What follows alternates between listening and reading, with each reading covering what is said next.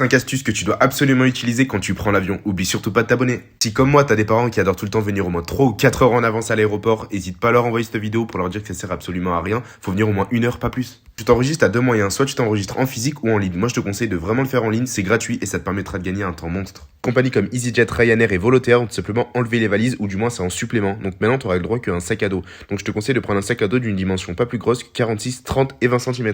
J'habite à Lyon et du coup je vais souvent à l'aéroport de Lyon pour prendre mon avion. Et j'ai vu sur leur site internet qu'ils ont tout simplement développé un onglet taux de fréquentation. Tu peux savoir en fait le nombre de personnes qu'il y a par exemple au parking ou en contrôle de sécurité. Franchement c'est super utile et si c'est pas déjà fait dans tous les aéroports, faut absolument le mettre en place. Ça arrive à beaucoup de personnes au duty free, tu ne peux pas acheter des liquides de plus de 100 ml pour les ramener. C'est impossible parce qu'à l'aller, tu les achètes. Au retour, dans le pays de destination, ils vont te dire non, tu peux pas y ramener. D'ailleurs, petite astuce, quand tu prends l'avion, prends absolument une petite bouteille en plastique que tu vas remplir aux toilettes. Ça t'évitera de payer 5 € les viands.